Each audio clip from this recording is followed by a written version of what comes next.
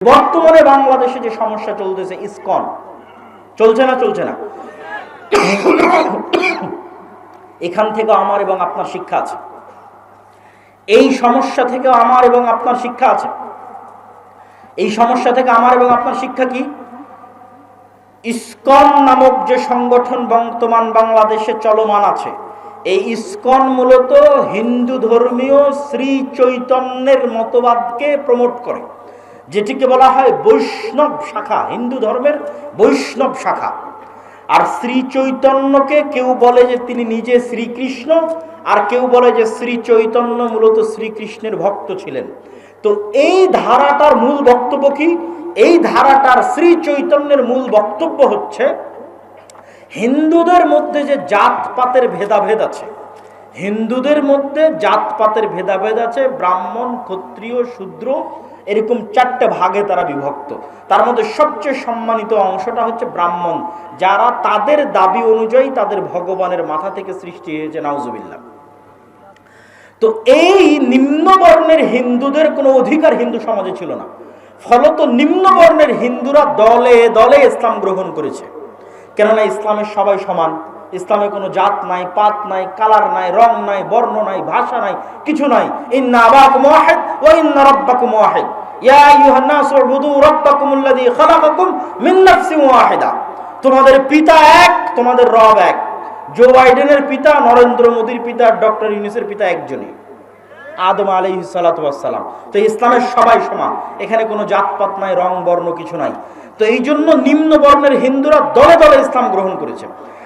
নিম্ন বর্ণের হিন্দুদেরকে ইসলাম থেকে ঠেকাতে, নিম্ন বর্ণের হিন্দুদেরকে পাওয়ারফুল করার জন্য, হিন্দু সমাজে তাদের একটা জায়গা তৈরি করার জন্য শ্রী চৈতন্যের মতবাদের আবির্ভাব হয়, যেটিকে হিন্দু ধর্মের বৈষ্ণব শাখা বলে। এটিকে নিয়ে কাজ করে ইসকন। এই জন্য ইসকনের বড় বড় মন্দিরগুলো নিম্ন বর্ণের হিন্দুরা যেখানে বেশি থাকে ওখানে আছে। ঢাকার স্বামীবাগ পুরোটা মেথরপট্টি, ওই মেথরপট্টির মধ্যে স্বামীবাগের সবচেয়ে বড় ইসকন মন্দির সেখানে নির্মিত। সিলেটের চা বাগানের শ্রমিকরা নিম্নবর্ণের হিন্দু, ওই সিলেটের চা বাগানের শ্রমিকদের মধ্যে ইসকন খুবই শক্তিশালী। বাংলাদেশের রাষ্ট্রপক্ষের আইনজীবী সাইফুল ইসলাম আলিফ ভাইকে মেথরপট্টিতে হত্যা করা হয়েছে, কেননা মেথরপট্টিতে ইসকন সবচেয়ে শক্তিশালী। নিম্নবর্ণের হিন্দুদের নিয়ে ইসকন কাজ করে। আর ইসকনের কাজ কি? ইসকনের মূল টার্গেট কি? ইহুদিরা ইসরায়েল কিভাবে প্রতিষ্ঠা করেছে? ইহুদিরা ইসরায়েল প্রতিষ্ঠা করেছে কাঁদতে কাঁদতে, মায়া কান্না দিয়ে। আপনার মনে হয় যে আমেরিকা মুসলমানের শত্রু, তাই ইসরায়েলকে টাকা পয়সা, ধন সম্পদ, অর্থ, অস্ত্র দেয় না। মুসলমানের শত্রুতার কারণে যতটা না দেয়, তার চেয়ে বেশি দেয় এই মনে করে যে এরা হচ্ছে অসহায়, এদের থাকার জায়গা নাই, এদের দেখার কেউ নাই। আর এই অসহায়ত্বটা তৈরি করেছে ইহুদিরা। হলোকাস্ট, হিটলার হলোকাস্টে ইহুদিদের ছিল, ওই এক ঘটনা বিক্রি করে এখন পর্যন্ত ইহুদিরা চলতেছে যে আমাদের পৃথিবীতে থাকার জায়গা নাই, আমরা কই যাব, আমাদের একটা দেশ দরকার, আমাদের মেরে ফেলে দিল, হিটলার আমাদের ধ্বংস করে দিল, dot dot dot dot dot, অসংখ্য কিছু। ঠিক ওই থিওরিটা ইসকন কপি করেছে, যে বাংলাদেশে দেখাতে হবে যেন হিন্দুরা ধ্বংস হয়ে গেল। বাংলাদেশে হিন্দুদেরকে ওপেন গণহত্যা চলতেছে, নাউজুবিল্লাহ, ডাহা মিথ্যা কথা। কিন্তু এটা তারা দেখাতে সক্ষম হচ্ছে। ভারতের মিডিয়া ওপেন করলে, এমনকি আমেরিকার প্রেসিডেন্ট ডোনাল্ড ট্রাম্প পর্যন্ত মনে করতেছে যে এখানে হিন্দুদের কোনো অবস্থা নাই, কোনো থাকার জায়গা নাই, দেখার কেউ নাই। এটি হচ্ছে ইহুদিদের থেকে কপি। তো ইহুদিরা হিটলারের হত্যাকে বিক্রি করে ইসরায়েল তৈরি করে নিয়েছে ফিলিস্তিনের মধ্যে। ইসকনের টার্গেট কি? ইসকন চায় বাংলাদেশের হিন্দুদেরকে নির্যাতিত দেখিয়ে এই বাংলাদেশকে অখণ্ড ভারতের অন্তর্ভুক্ত করতে, যেন হিন্দুদের নিরাপত্তা দেওয়ার জন্য বাংলাদেশকে অখণ্ড ভারতের অন্তর্ভুক্ত করা হয়। এটা আপনার কাছে খুব দিবা স্বপ্ন মনে হলেও এটি যে কোনো মুহূর্তে হয়ে যেতে পারে, অস্বাভাবিক কিছু নয়, যে কোনো মুহূর্তে হয়ে যেতে পারে। যেখানে আমরা চোখের সামনে দেখতে পাচ্ছি এই দেশে কোনো হিন্দু নির্যাতন নাই, সেখানে আমরাই চোখের সামনে দেখতেছি ভারতের মিডিয়াতে প্রচার করা হচ্ছে যে বাংলাদেশে হিন্দুরা ধ্বংস হয়ে যাচ্ছে। ভারত সরকার বিবৃতি দিচ্ছে তাকে কেন গ্রেফতার করা হলো, কিন্তু ভারত সরকার এটা বিবৃতি দিতে পারলো না যে একজন আইনজীবীকে কেন হত্যা করা হলো। আপনি কল্পনা করেন আজকে যদি ভারতের মাটিতে মুসলমানেরা দিল্লির হাইকোর্টে কোনো হিন্দু রাষ্ট্রপক্ষের আইনজীবীকে হত্যা করতো, আজকে ভারতে কি হতো? আজকে যদি ভারতে মুসলমানেরা দিল্লির হাইকোর্টের কোন রাষ্ট্রপক্ষের আইনজীবীকে হত্যা করতো, আজকে ভারতে কি হতো? বাংলাদেশ থেকে পর্যন্ত বাংলাদেশের সরকার নিন্দা প্রতিবাদ বিবৃতি দিত। আর অন্যান্য মুসলমানদের সংগঠন তো আছে, তারা তো বিবৃতি দেওয়ার জন্য আরো এক ধাপ রেডি আছে যে হ্যাঁ আমরা নিন্দা বিবৃতি দিব। কিন্তু আজ বাংলাদেশের রাষ্ট্রপক্ষের আইনজীবী হত্যা করা হলো, কিন্তু মুসলমানের লাশ কত সস্তা, কত সহজ আপনার চোখের সামনে ঘটতেছে, আমার চোখের সামনে ঘটতেছে যে মুসলমানের লাশ কত সস্তা, কত সহজ, যে একজন মানুষ মারা গেল, অন্যায়ভাবে হত্যা করা হলো, সেটি নিয়ে কোনো বিবৃতি নাই। কিন্তু কেন একজনকে গ্রেফতার করা হলো সেটি নিয়ে বিবৃতি আছে। এই জন্য আপনাকে বুঝতে হবে যে আপনি যদি দিনের উপর কট্টর না হন, বাঁচার রাস্তা নাই, বাংলাদেশের স্বাধীনতার রাস্তা নাই যদি বাংলাদেশ দিনের উপর কট্টর না হয়। সম্মানিত উপস্থিতি, তাহলে এই যে বর্তমান যে ষড়যন্ত্র চলতেছে বাংলাদেশকে নিয়ে, এটি স্থায়ী ষড়যন্ত্র। এইটির থেকে বাংলাদেশের মুসলমানেরা কিভাবে বের হবে? আপনারা, আপনাদের সন্তানেরা কিভাবে বের হবে? আপনি যদি লক্ষ্য উদ্দেশ্য রাখেন ছোট, তাহলে আজীবন ডিফেন্স করতে হবে, ডিফেন্স করতে করতেই দিন শেষ হয়ে যাবে। আর যদি লক্ষ্য উদ্দেশ্য রাখেন বড়, তাহলে আপনার চিন্তা চেতনা হবে বড়। আল্লাহর নবী মক্কা থেকে হিজরত করে, এই অংশটুকু না শুনে কেউ উঠে যাবেন না, এটি বলে বক্তব্য শেষ করে দেব। আল্লাহর নবী যখন মক্কা থেকে হিজরত করে মদিনায় গেলেন, তখন যদি আল্লাহর নবী ভাবতেন মদিনায় এসেছি, ভালো আছি, মক্কায় মুসলমানেরা মরে কি বাঁচুক, দেখে লাভ আছে, দরকার নাই দেখার, এটা তিনি ভেবেছেন? তিনি ভাবেননি। তিনি মদিনায় আসার পর তিনি ছিলেন ভিশনারি লিডার। তিনি মদিনায় আসার পর তার লক্ষ্য ছিল কিভাবে তিনি মক্কা বিজয় করবেন। মক্কায় থেকে যাওয়া মুসলমানদের জীবনের নিরাপত্তা তিনি কিভাবে দিবেন। 1947-এ যখন ভারত ভাগ হয়, পূর্ব পাকিস্তান এবং পশ্চিম পাকিস্তান তৈরি হয়, 1947-এ 190 বছরের ব্রিটিশ বিরোধী জেহাদের ফলে তখন অসংখ্য মুসলমান ভারত থেকে হিজরত করে পাকিস্তানে আশ্রয় নেয়। আপনাদের রংপুরের সৈয়দপুরের বিহারিরা মুহাজির, বিহার থেকে হিজরত করে বাংলাদেশে এসেছে মুসলমানদের একটা আলাদা ভূখণ্ড মনে করে। আর এই মুহাজিরদের সংখ্যা সবচেয়ে বেশি ছিল পশ্চিম পাকিস্তানে। পাঞ্জাব থেকে, উত্তরপ্রদেশ থেকে, দিল্লি থেকে লক্ষ লক্ষ মুসলমান হিজরত করেছে। তো হিজরত করার পর আপনারা পাকিস্তান স্বাধীন দেশ পেয়েছেন, বাংলাদেশ স্বাধীন দেশ পেয়েছেন, আর কয়েক কোটি মুসলমান ভারতে থেকে গেছে। আপনি যদি মনে করেন যে আমার বাংলাদেশে আমি স্বাধীন আছি, এটি আমার জন্য যথেষ্ট, পাকিস্তানের মুসলমানেরা যদি মনে করে আমি পাকিস্তানে স্বাধীন আছি, এটি আমার জন্য যথেষ্ট, তাহলে এর চেয়ে বড় মুনাফিকি পৃথিবীতে আর হবে না। আপনারা যে আপনাদের ভাইদেরকে ভারতে ছেড়ে এসেছেন, তাদেরকে মুক্ত করতে হবে না? ভারত যে বলতেছে বাংলাদেশের সংখ্যালঘু নির্যাতন হচ্ছে, আসলে সংখ্যালঘু নির্যাতন কোথায় হচ্ছে? ভারতে হচ্ছে। ভারতে মুসলমানদের উপর সংখ্যালঘু নির্যাতন হচ্ছে। মসজিদের মধ্যে 4 জন মুসলমানকে গুলি করে হত্যা করা হয়েছে। অসংখ্য মসজিদকে দাবি করা হচ্ছে এখানে আগে মন্দির ছিল, আর সেই মসজিদকে জোরপূর্বক দখল করা হচ্ছে। তাহলে আপনার চিন্তা পাল্টিয়ে দিতে হবে, আপনাদের সন্তানদের চিন্তা, নিয়ত পাল্টিয়ে দিতে হবে। নিয়ত পরিবর্তন হবে, ভিশনারি লিডার হবে, নেতৃত্ব দেওয়া শিখবে। যদি আপনার সন্তানেরা, বাংলাদেশের ছাত্ররা যদি মনে করে শুধু বাংলাদেশকে বাঁচাবো, তাহলে আমও যাবে, ছালাও যাবে, বাংলাদেশও বাঁচবে না, কিছুই বাঁচবে না। আর যদি বাংলাদেশের মানুষেরা মনে করে যে বাংলাদেশ তো বাঁচাবো বাঁচাবো, ভারতে অত্যাচারিত মাজলুম মুসলমানদেরকেও বাঁচাবো ইনশাআল্লাহ, তাহলে আপনি ভিশনারি লিডার হয়ে গেলেন, আপনি নেতা হয়ে গেলেন। আপনার লক্ষ্য দূরদৃষ্টি সম্পন্ন। যেই দিন আপনার লক্ষ্য এরকম হয়ে যাবে, আপনার বাংলাদেশও বাঁচবে, ভারতের মুসলমানেরাও বাঁচবে। আর এটি অসম্ভব কিছু নয়, এটি অকল্পনীয়, অবাস্তব কিছু নয়। আল্লাহ সুবহানাহু ওয়া তাআলা চাইলে তারা যেই গেরুয়া পতাকা চট্টগ্রামে বাংলাদেশের পতাকার উপর উড়িয়েছে, তার বিপরীতে আল্লাহ চাইলে ওই চট্টগ্রাম থেকেই ইসলামের পতাকা দিল্লি থেকে স্থাপিত হবে। আল্লাহর ইচ্ছা, কিন্তু নিয়ত রাখতে হবে, কল্পনা রাখতে হবে, ভিশনারি লিডার হতে হবে। শুধু আমি আমার বাংলাদেশকে বাঁচাবো না, ভারতে থাকা মুসলমানদের উপরও আমাদের হক আছে, তারাও, তাদের উপরও, তাদের, আমাদের নিকটে তাদের হক আছে যে আমরা তাদের জন্য কিছু করব। এবং এই স্ট্র্যাটেজি শুধু মুসলমানদের ব্যক্তিগত স্ট্র্যাটেজি হলে হবে না, রাষ্ট্রের স্ট্র্যাটেজি হতে হবে। ভারত যেমন বাংলাদেশ রাষ্ট্রকে বলতেছে তোমার এখানে সংখ্যালঘু নির্যাতন হচ্ছে, বাংলাদেশ রাষ্ট্রকে বলতে হবে আমার এখানে নয়, তোমার ওখানে সংখ্যালঘু নির্যাতন হচ্ছে। এটি রাষ্ট্রের পলিসি হতে হবে, তাহলে বাংলাদেশ তার স্বাধীনতা রক্ষা করতে পারবে। আর আপনাদের নিয়তে থাকতে হবে, আপনাদের পরবর্তী বংশধরদের নিয়তে থাকতে হবে, ভিশনারি লিডার, যে আমি শুধু বাংলাদেশ বা বাংলাদেশের মুসলমানদের বাঁচাবো না, বরং ভারতের অত্যাচারিত মাজলুম মুসলমানদেরও বাঁচাবো। তাহলে আল্লাহ সুবহানাহু ওয়া তাআলা চাইলে এই ইচ্ছা, এই আশা একদিন সফল হবে। সম্মানিত উপস্থিতি, বক্তব্যের শেষের দিকে একটু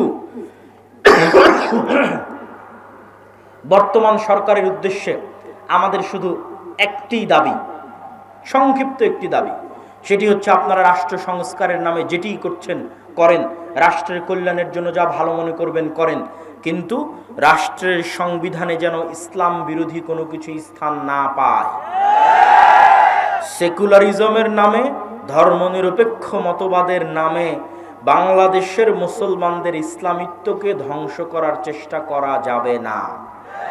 বাংলাদেশের স্বাধীনতার একমাত্র রক্ষা কবচ হচ্ছে ইসলাম।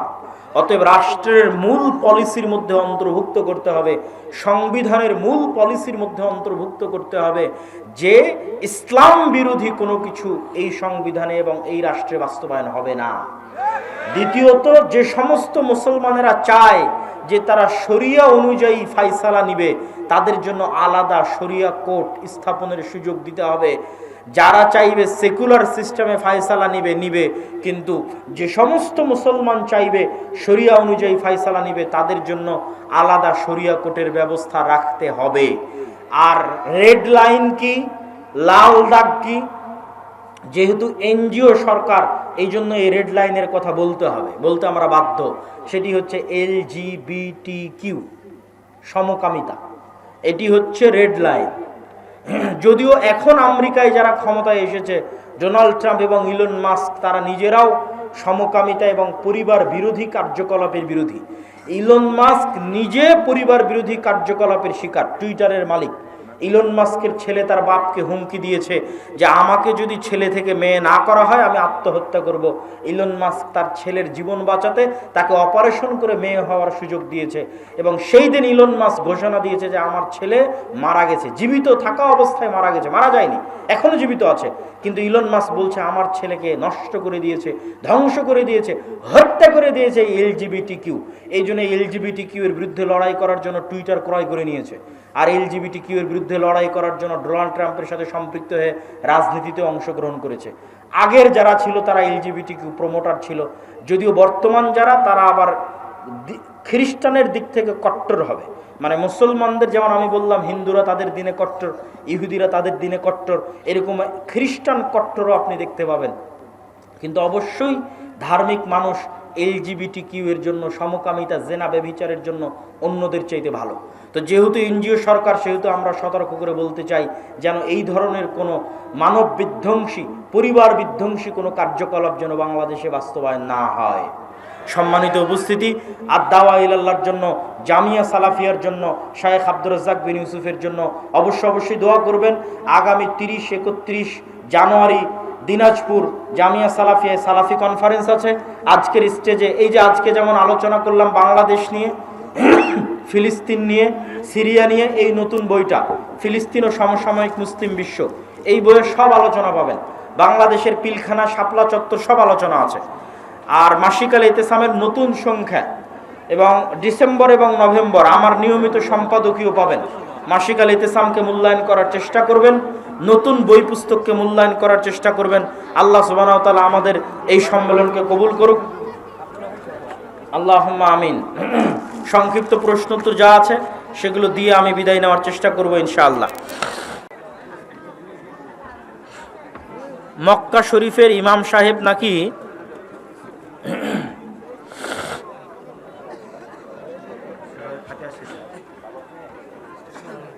হুজুর, আমি মসজিদে এসে নামাজে রুকু অথবা সিজদা পেলাম, কিন্তু সূরা ফাতিহা পড়তে পেলাম না, তাহলে আমাকে কি পরে এই রাকাত নামাজে পড়ে নিতে হবে না হবে না?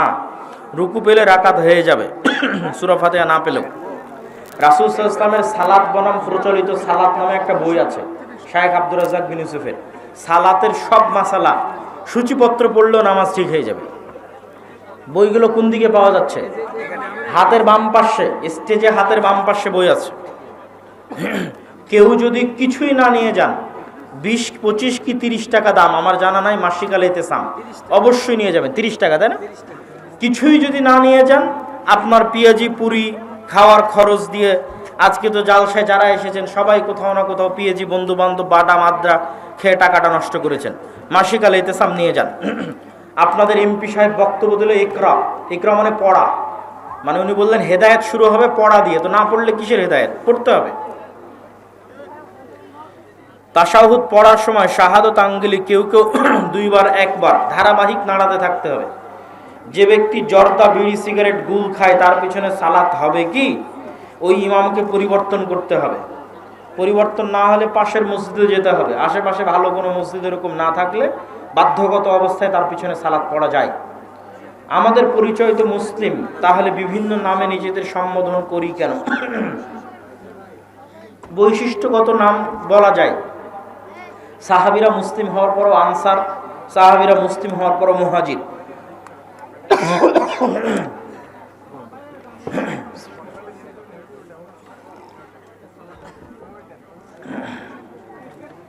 গ্রাম সম্পর্কে ভাই, রক্তের কোনো সম্পর্ক নেই, আমি কি তার মেয়েকে বিয়ে করতে পারবো? অবশ্যই পারবেন।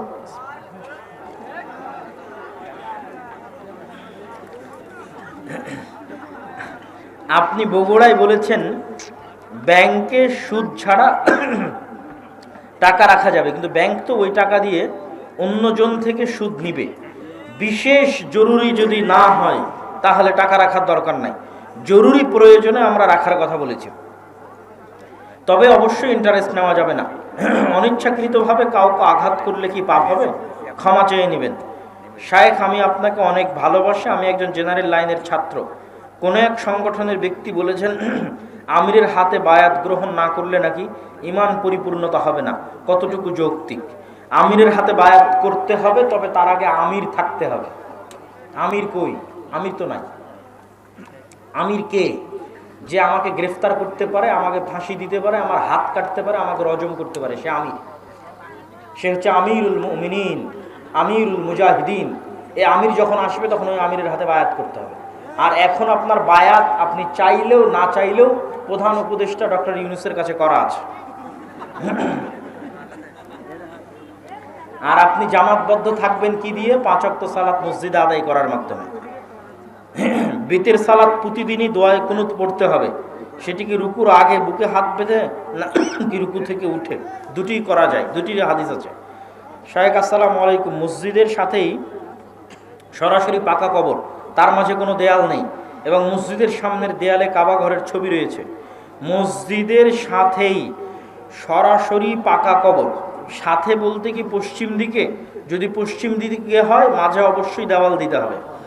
আর সাথে বলতে যদি মসজিদের এরিয়ার বাইরে হয়, মূল প্রাচীরের মধ্যে না হয়, আর সাইডে হয়, ডানে বামে হয়, আর ওই মসজিদ যদি ওই কবরকে কেন্দ্র করে তৈরি হওয়া না হয় তাহলে সমস্যা নেই।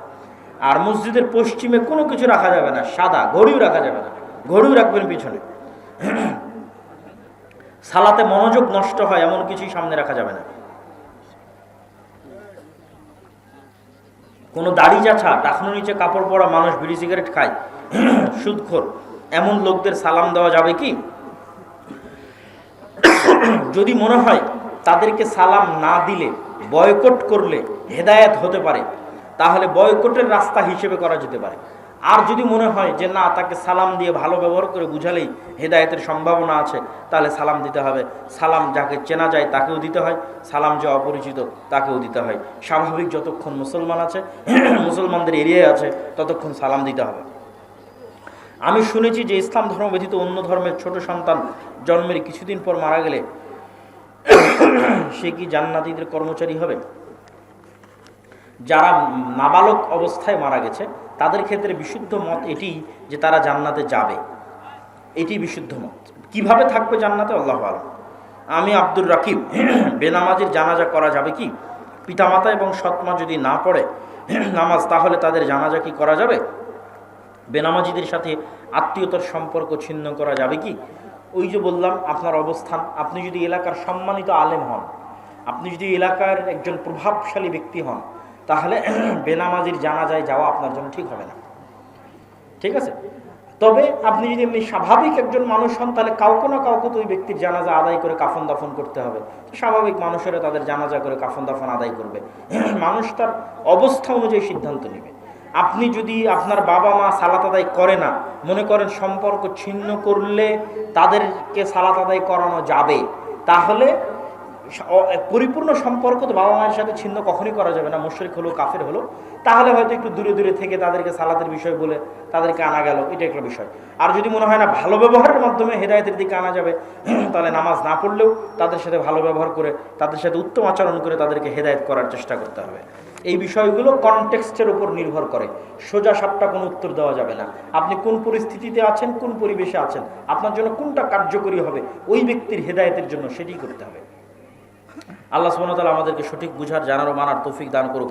সবাই বৈঠক শেষে দোয়া পড়ি।